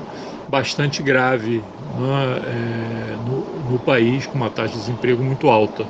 Né? Então essa é a situação real, tanto que o debate está se dando em torno de um aumento, né, de políticas de renda, né, ou seja, olhando uma deterioração do quadro social e econômico do país. Como é que seria possível acelerar essa retomada, Adhemar, com esse cenário de pandemia ainda colocado? Apesar de haver uma reabertura das atividades na maioria dos estados do país, muita gente ainda está em casa, respeitando o isolamento social para evitar o contágio pela Covid-19. Você vê a derrubada desse veto à desoneração fiscal de alguns setores chaves da economia pelo Congresso como algo importante nesse processo de retomada? A mudança do teto de gastos, ela vem se mostrando cada vez mais não só essencial, mas como absolutamente normal nesse quadro em que você tem uma deterioração grande das finanças públicas por conta do encolhimento da arrecadação resultante da própria pandemia. Então, não só para ampliar as políticas sociais, a política de renda, que, digamos, de certa forma vai funcionar aí como um paliativo, frente à piora do quadro social, ao aumento do desemprego, à falta de oportunidades, você, na verdade, vai ter que também, digamos, aumentar o gasto público como uma forma de uma retomada um pouco mais vigorosa da economia. Então, eu acho que essa é a discussão central agora, como você vai mudar o teto de gastos de modo a garantir não só a possibilidade de você ampliar políticas sociais, mas também investimento público que possa garantir a retomada. À esteira de tudo isso, Adhemar, nós temos as discussões em torno desse novo programa assistencialista que o Bolsonaro quer criar, o Renda Cidadã. Houve aquela polêmica em torno das fontes de financiamento para o programa que vai substituir o Bolsa Família. O governo propôs tirar dinheiro do Fundeb e dos precatórios, mas a ideia foi abortada após reação do Congresso e do mercado. Depois, o vice-presidente general Hamilton Mourão já falou em flexibilizar o teto de gastos e até criar um imposto para financiar o Renda Cidadã. Como é que você tem analisado todo esse imbróglio, Adhemar? Anderson, de fato, se você não mexer no teto de gastos, se você não criar alguma forma de arrecadação, especialmente sobre os bilionários desse país, você não vai ter como financiar a ampliação de um programa, a ampliação não só de um programa mais extenso de garantia de renda para as pessoas, como investimentos públicos. Esse é o dilema. Na verdade, tentar fazer qualquer medida mantendo o teto de gastos ou sem taxar os mais ricos, você, na verdade, vai tentar, digamos, burlar o orçamento de alguma forma, retirando dinheiro de onde não deveria, legalmente, ou colocando alguma cortina de fumaça sobre as movimentações que você vai estar fazendo. Eu acho que esse é o debate nesse momento. Quer dizer, o sistema financeiro e seus representantes vêm operando num sentido de que você não mude essa institucionalidade que lhes é favorável, inclusive o programa de teto de gastos, mas isso é absolutamente impossível, não é fácil, é o tamanho da crise social em que o país está metido. Na verdade, essa foi digamos, buscar ampliar programas sociais e investimento público foi a saída que foi encontrada no resto do mundo, no sentido de você tentar reativar a economia. No Brasil você tem essa resistência da turma ligada ao mercado financeiro e do setor fiscalista do governo, que a gente está vendo agora, que inclusive saem das suas posições no governo, alguns dos principais quadros, e vão direto trabalhar no setor financeiro. Quer dizer, essa conexão aí, essas portas giratórias que liga os formuladores da política econômica diretamente ao mundo financeiro, fica cada vez mais explícita com essas saídas que vão acontecendo para reforçar o quadro de funcionários dos próprios bancos. Então, essa é uma situação que tem que ser superada. Agora, a superação dessa situação e desses limites, ela não passa por uma solução técnica. Qualquer solução técnica vai precisar de um aval político, e é isso que está faltando nesse momento. Ou seja, o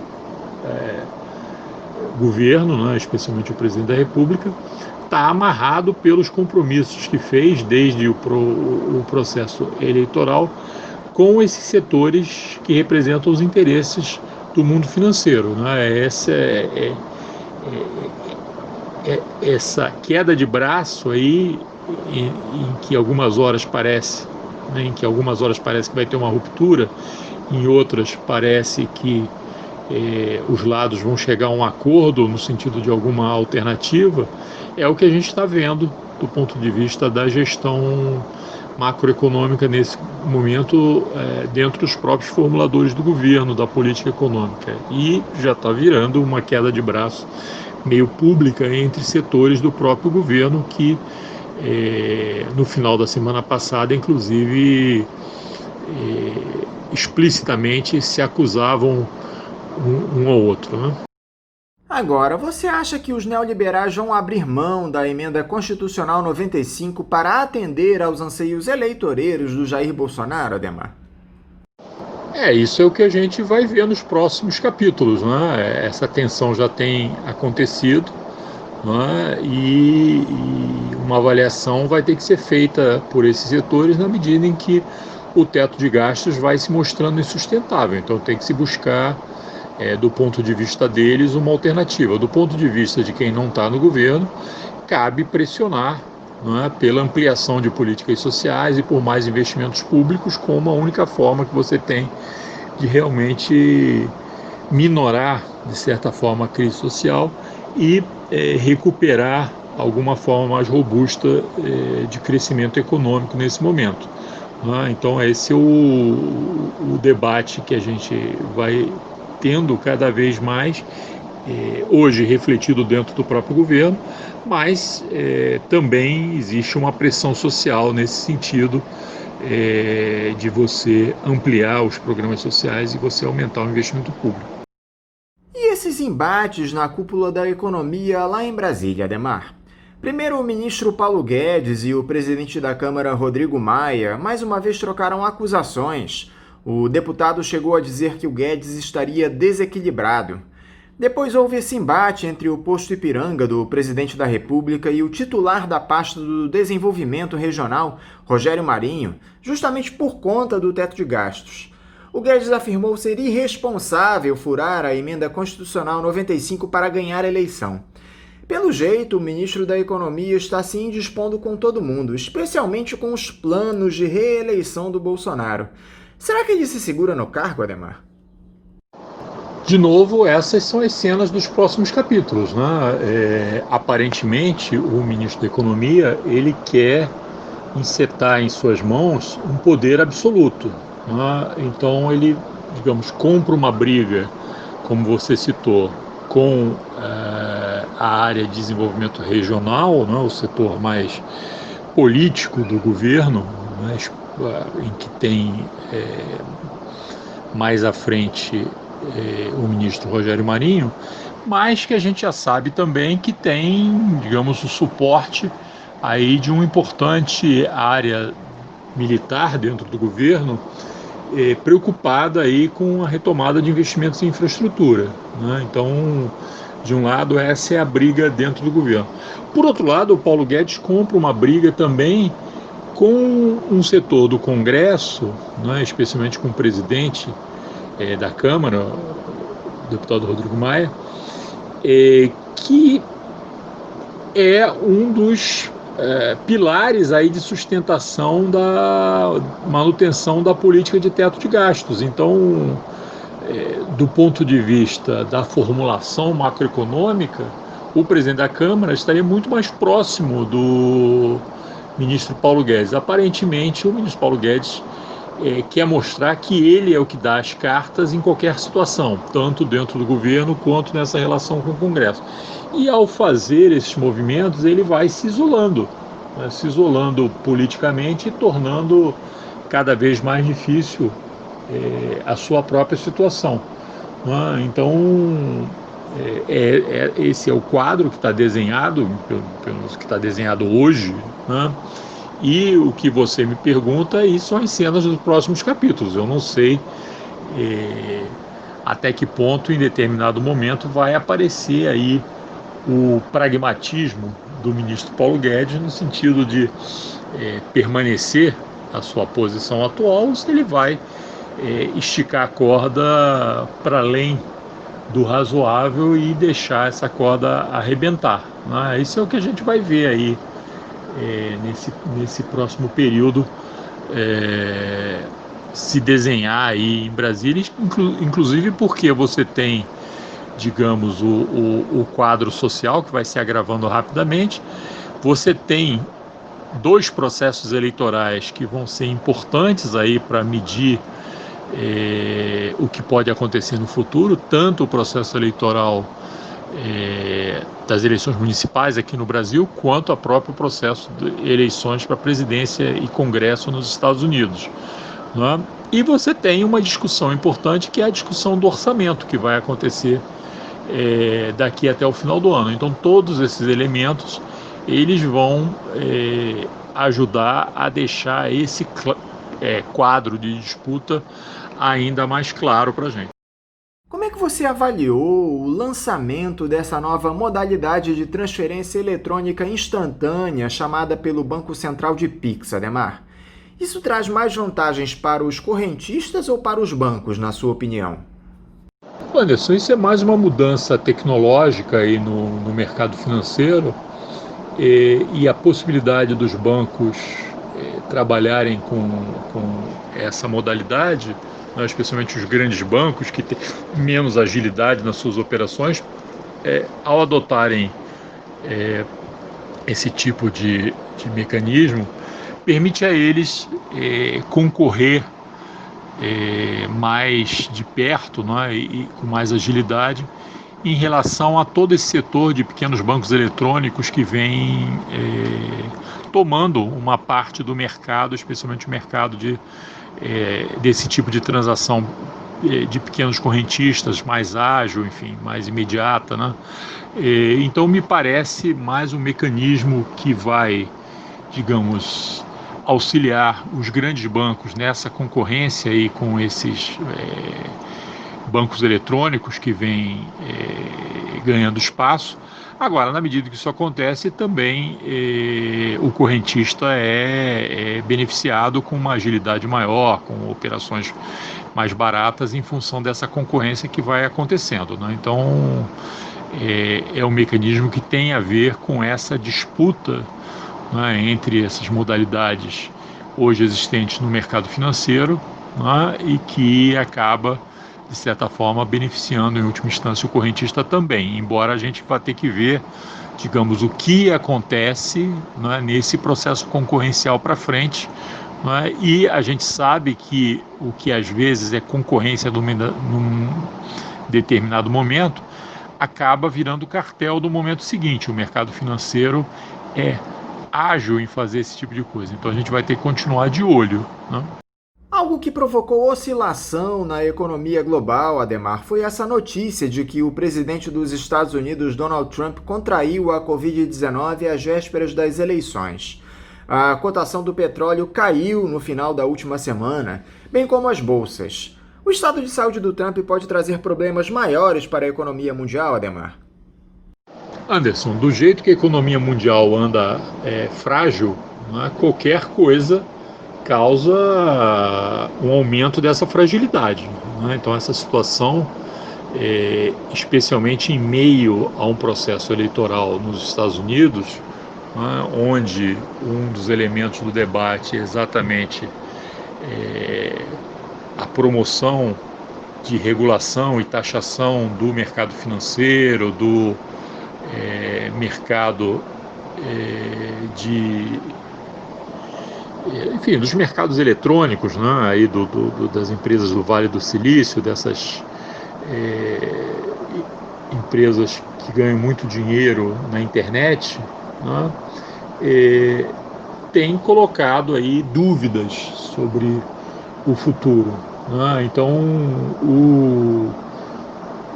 a doença do presidente americano dentro desse quadro é só mais um elemento de complicação, né, em um quadro de fragilidade em que qualquer movimentação amplia essa fragilidade dos mercados financeiros globais, né? Então, é isso que a gente está vendo. Agora, se não fosse isso, seria outra coisa, porque as águas, nesse momento, são águas turvas aí no mercado financeiro internacional, né? E qualquer coisa pode desatar insegurança e instabilidade. Adhemar, eu devo confessar que sou um leitor ávido desses artigos que você escreve lá no site Terapia Política. E nesse último que foi publicado, você analisa a relação entre as queimadas que afetam as nossas florestas e a economia. Eu gostaria que você falasse um pouco a respeito desse artigo intitulado Junto com os biomas brasileiros, queimam a imagem e os mercados do país, e comentasse justamente esses efeitos deletérios da destruição do nosso meio ambiente para as finanças do Brasil. Anderson, um ponto importante aqui é que já durante a campanha eleitoral, né, o atual presidente, em campanha, assumiu um lado nessa disputa que acontece nas áreas de fronteira de expansão da produção no país, né? Então, a posição do presidente Bolsonaro em campanha foi a posição de reforçar o garimpo ilegal, os madeireiros, né, o avanço do agronegócio, dos setores, digamos, que estão aí na sua fase de acumulação primitiva, ou seja, os setores do agronegócio que, para expandir as suas atividades, eles não ampliam aí a intensidade da exploração, né, a intensidade da sua produção agropecuária, mas o fazem de forma extensiva, ou seja, precisam avançar rumo a áreas, né, a ampliação das áreas. Então, já na campanha, o presidente Bolsonaro foi nesse sentido, colocou no meio ambiente um ministro que opera nesse sentido. A declaração dele naquela famosa reunião de Brasília que vazou com a expressão lá de é hora de passar a boiada do ponto de vista da legislação ambiental, mostrou claramente isso aí. E, evidentemente, isso daí não se faz sem custo, né? O que a gente está vendo agora é o custo ambiental desse processo, com a ampliação na estação seca das queimadas, especialmente na Amazônia e no Pantanal, né? Agora, o outro custo tem a ver com os efeitos dessas queimadas, tanto do ponto de vista da imagem internacional do Brasil, né? Uma imagem que durante muito tempo se tentou construir como um país amigo do meio ambiente, de certa forma, embora a gente saiba que esse processo não era um processo tranquilo no interior do país, não é? Mas o Brasil tentou construir uma imagem internacional nesse sentido e, inclusive, participando ativamente, do ponto de vista diplomático, das negociações de acordos ambientais e climáticos internacionais, não é? Então, essa imagem de um país generoso com a sua natureza vai sendo destruída rapidamente em 2 anos aí de governo Bolsonaro, não só com a atuação do Ministério do Meio Ambiente, mas com a atuação deletéria também da diplomacia brasileira, que acaba defendendo esse tipo de política, né, e tenta pura e simplesmente colocar panos quentes no que vem acontecendo. Aliás, panos quentes esquentados aí pelas próprias queimadas, né? Agora, a outra consequência, porque para além da questão da imagem, que já seria uma coisa muito complicada, você prejudica os mercados do Brasil. Os que exportam sabem o quanto é difícil você conquistar mercados no exterior, né? E mesmo o Brasil sendo, por vários motivos, um país que consegue colocar os produtos baratos, os produtos do agronegócio baratos aí no cenário internacional, né? Isso tem limites, né? E os limites têm a ver com essa imagem internacional do Brasil. Então, especialmente na área de países da Europa, de Canadá, Japão, Coreia, né? Países que têm essa questão da preocupação ambiental como um elemento importante das suas populações, né? Esse tipo de política do governo brasileiro destruindo os mercados que o Brasil conquistou aí nessas áreas, né? Então, esse é um efeito aí deletério do governo Bolsonaro, que vai deixando de cabelo em pé, inclusive, os setores mais, digamos, modernos aí da produção agropecuária no país. Porque o que está se vendo, agora mesmo você teve, né, nesse último final de semana, uma reportagem que técnicos do Greenpeace, por exemplo, mostravam que mesmo os setores modernos de frigoríficos, na verdade, compram, né, animais para abate de fazendas, né, de produtores que se constituíram em áreas resultantes da ocupação de área de queimada, né? Então, isso acaba comprometendo o conjunto dos exportadores brasileiros. Então o artigo é um pouco para mostrar isso, né?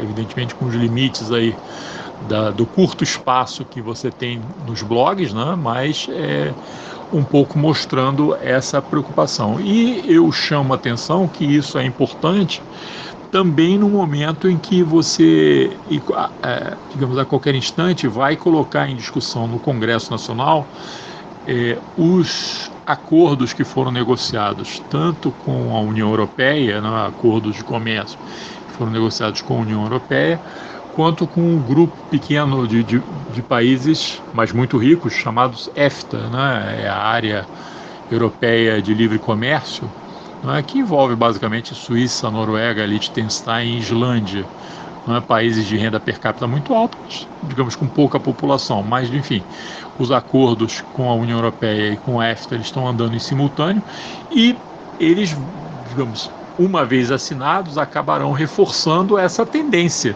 né, porque é um acordo com um desenho neocolonial em que os países do Mercosul, na verdade o Brasil faz parte como país do Mercosul, né?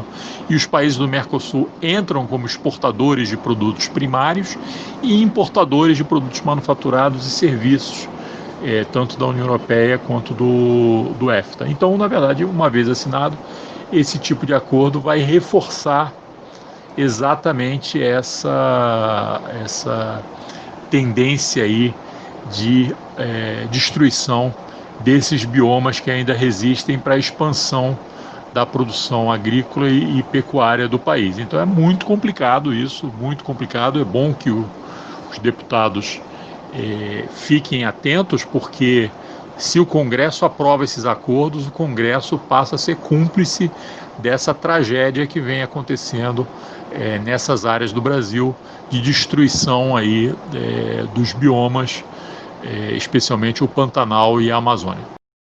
Ademar Mineiro, mais uma vez, muito obrigado por você conversar conosco aqui no Faixa Livre. Eu desejo a você uma ótima semana de trabalho e deixo aqui o meu abraço.